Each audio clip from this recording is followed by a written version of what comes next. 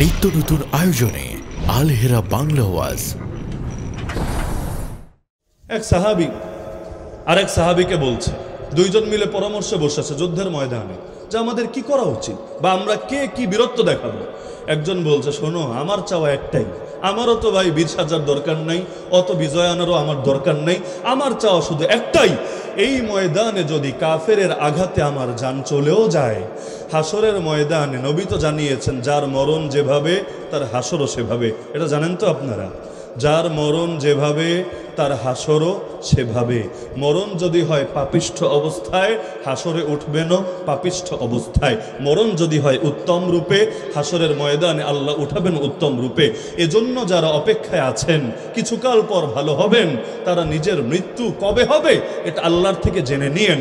আর যদি জানতে না পারেন, আল্লাহর ওয়াস্তে ওই আজ কা কাম কাল পর না ডাল, একটা প্রবাদ আছে, আজকের কাজ কালকের জন্য ফেলে রেখো না, কারণ সেই কাল তোমার জীবনে হয়তো আসবে না। আল্লাহ হেফাজত করুন। তো তিনি বলেন যে আমি যদি টুকরা টুকরা হয়ে যাই, নবী তো বলেছেন যার যেভাবে মরণ হবে তার সেভাবে হাসর হবে। কিয়ামতের ময়দানে আল্লাহ তো আমাকে জিজ্ঞেস করবে, কিরে বান্দা, তোর শরীরটা কাটা কেন? আমি বলবো, আল্লাহ, দুনিয়ার কোনো স্বার্থে না, নিজস্ব কোনো ধান্ধায় না, তোমার দিন হেফাজতের জন্য নবীর ডাকে নেমেছিলাম ময়দানে, ওরা আমারে বাঁচতে দেয় নাই, আমারে মেরেই ফেলেছে। আল্লাহ একবার কষ্ট পেয়েছে দুনিয়ার বুকে, দ্বিতীয়বার জাহান্নামে ফেলে তুমি কষ্ট দিবা, এটা কি তোমার রহমতের শানে যাবে? আল্লাহ দুনিয়ার কষ্টের বদৌলতে মাফ করে দাও। তখন আল্লাহ বলবে, আরে যা, করে মাফ করে দিলাম, এতেই আমার চলবে। অবশেষে দেখা গেল আল্লাহর বান্দা যুদ্ধ শেষ হওয়ার পর দেখা গেল যেই যেই জায়গা দেখিয়েছিল ওই জায়গায় আঘাত লেগেই জান আল্লাহর পথে কোরবান করে দিয়েছিল। তাহলে সব কথার মূল কথা, আল্লাহর সঙ্গে ব্যবসা করতে চাইলে আল্লাহরে জান দিতেও রেডি থাকতে হবে, কারণ এই জানের মালিককে। প্রতিটা মুসলমান যদি এই মানসিকতা লালন করে, পৃথিবীর কোন অপশক্তি নাই মুসলমানের গলায় গোলামের জিনজির পরিয়ে রাখবে। আজকে দুনিয়াতে, যেই দুনিয়ায় 200 কোটি মুসলমান থাকে, সেই দুনিয়া ইসরায়েলে মাত্র মাত্র মাত্র 1 কোটি ইহুদি 70 বছরের বেশি সময় ধরে আমাদের প্রথম কেবলা কিভাবে দখল করে রাখে। যেই দুনিয়ায় 200 কোটি মুসলমান থাকে, ডক্টর আফিয়া সিদ্দিকার মতো নারীরা এই বুড়ি বয়সে এসে কিডনি ড্যামেজ হয়ে গিয়েছে, মুখের দাঁত সব খসে খসে পড়ে গেছে, এখনো আমেরিকার কারাগারে কেন পচে গলে মরে। যেই দুনিয়ায় 200 কোটি মুসলমান থাকে, ওই ঘুরে বলেন আরাকানে বলেন, পৃথিবীর কত প্রান্তে নিয়মিতভাবে কিভাবে মুসলমানদের উপর জুলুম চলতে পারে। যেই দুনিয়ায় 200 কোটি মুসলমান থাকে, 100 বছর চলে যায়, তবুও খেলাফত ব্যবস্থা কিভাবে না এসে থাকতে পারে।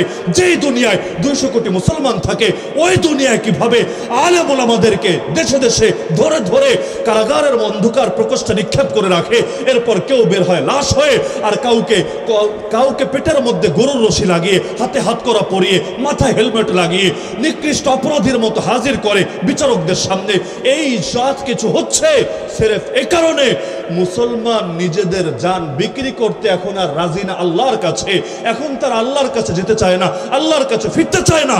এজন্য দুনিয়ার কাফেরদের গোলামের খাতায় নিজেদের নাম উঠিয়েছে। আমি মনে করি আজও যদি অন্যায়ের বিরুদ্ধে সকলে একসঙ্গে জেগে যায়, পৃথিবীতে কেউ নাই যে এই জাতিকে দমিয়ে রাখতে পারে। ইতিমধ্যে দুনিয়াতে মুসলমান দ্বিতীয় স্তরে আছে।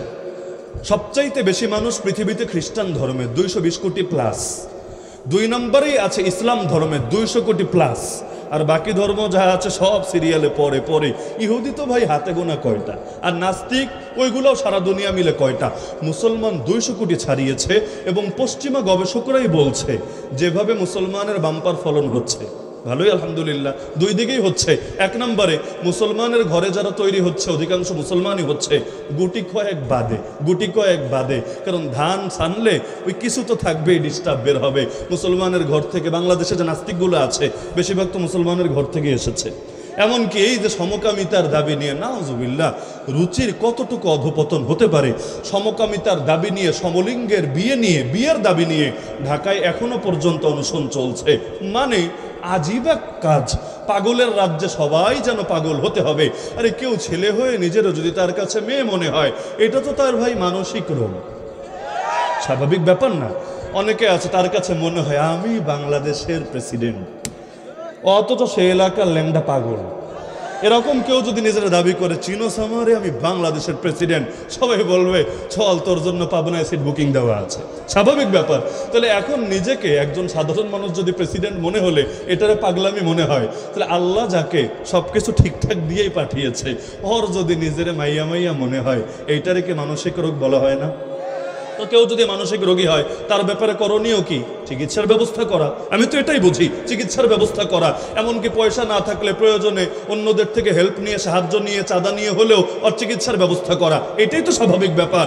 লেকিন থাকি এমন পাগলের রাজ্যে, আল্লাহ মাফ করুন, এখন কি না ওরা প্রকাশ্যে দাবি করে সে ছেলে, তাতে কি আর এক ছেলের সঙ্গে তার বিয়ের অধিকার দিতে হবে, সরকার দিচ্ছে না, সংবিধান দিচ্ছে না, এজন্য সবাই নাকি নতুন নতুন ফ্যাসিস্টে পরিণত হয়েছে, নাউযুবিল্লাহি মিন যালিক।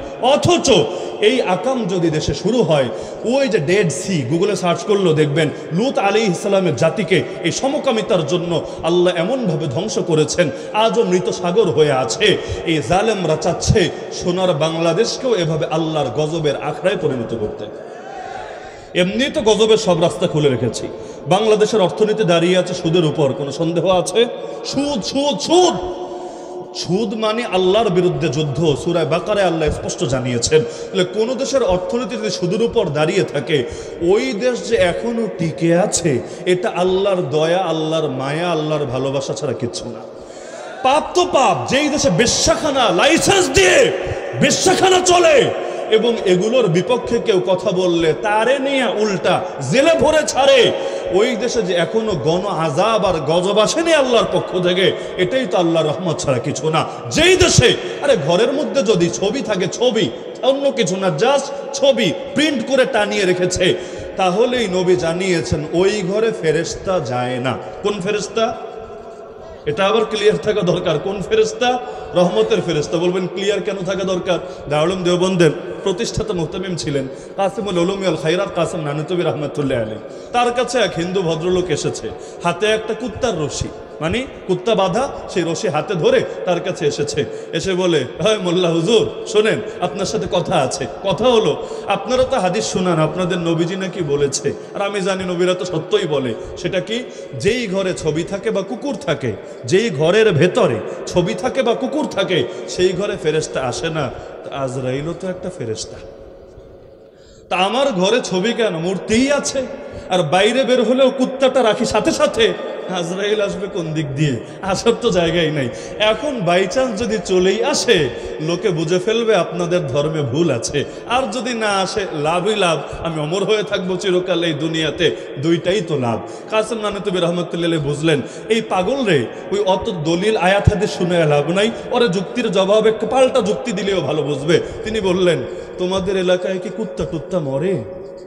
বললো হুজুর হ্যাঁ কুত্তা তো মরে। বললো কুত্তা কিভাবে মরে? বললো কিভাবে মরে তো জানি না, কেউ না কেউ এসে জান তো কবজ করে, না হলে মরে কিভাবে? বললো তাহলে তো জবাব সিম্পল, তোমার জান কবজ করতে সম্মানিত আজরাইল আসবে না, বরং কুত্তার জান কবজে নিয়োজিত যারা, তারা এসে তোমার জানটারেও কবজ করে নিয়ে যাবে। ব্যস্ত। এখন যেই ঘরে ছবি থাকে সেই ঘরেই যদি রহমতের ফেরেশতা না আসে, বিগত দিনে কেউ কেউ তো চেয়েছে পুরো দেশটাই ছবি দিয়ে, ভাস্কর্য দিয়ে, রাস্তাঘাটে মূর্তি দিয়ে ভরে ফেলবে, যাতে করে কোনো দিক দিয়েই রহমতের ফেরেশতা আসতে না পারে। আর ওরাও ভালো করে জানে রহমতের ফেরেশতা আসার পথ যদি বন্ধ হয়, নরসিংদী দিয়েও ঢোকার সুযোগ নাই, ব্রাহ্মণবাড়িয়া দিয়েও ঢোকার সুযোগ নাই, সিলেট দিয়েও ঢোকার সুযোগ নাই, কারণ সব জায়গায় রাস্তায় রাস্তায় অমুকের আব্বা, তমুকের দুলাভাই, তমুকের শালা, এদেরকে টানিয়ে রেখেছে। এমন যদি হতে থাকে, তাহলে তারা জানে রহমতেরটা না আসলে গজবের ফেরেশতা তো ঠিকই আসবে, আর গজবের ফেরেশতা আসলে ওদের ধান্দাবাজিটা ভালো মতো পূরণ করার চেষ্টা করবে। কষ্ট পাচ্ছেন নাকি আবার কেউ? আমার কথা একটু তিতেই হবে, স্বাভাবিক, কারণ হক কথা মিঠা হয় না। যদি মিঠা হতো, আল্লাহর নবীর আপন চাচাও নবীর বিরুদ্ধে চলে যেত না।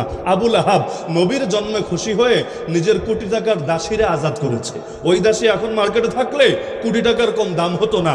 নবীর জন্ম, নবী তার কি পোলাও না ভাতিজা? আরে আপনার পোলার জন্মে কি দান করেছেন বলেন? কয় টাকা দান করেছেন? এখানে যারা আছেন নিজের ছেলের জন্মে খুশি হয়ে কয় লাখ টাকা দান করেছেন বলেন। আর সে ভাতিজার জন্মে খুশি হয়ে কোটি টাকার দাসী দান করে দিয়েছে, যেন তেন ব্যাপার না। লেকিন মাত্র 40টা বছর, বেশি না, 40 বছর পর সেই ভাতিজা যখন দাওয়াত দিল লা ইলাহা ইল্লাল্লাহ মুহাম্মাদুর রাসূলুল্লাহ, সবার আগে বেয়াদবি করেছে কে জানেন? এই একই চাচা। নবীর জন্মে সবার চাইতে খুশি, আর নবীর দাওয়াতে, নবীর শরীয়তে সবার চাইতে বেজার।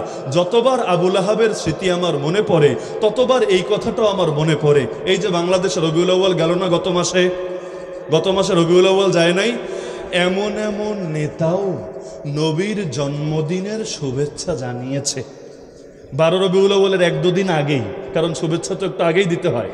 আল্লাহর রাসূলের জন্মদিনের শুভেচ্ছা জানিয়েছে এমন এমন নেতাও, যারা আবার প্রকাশ্যে বলে আমরা নবীর শরীয়তের আইন মানি না, নবীর শরীয়তের আইন মানে না।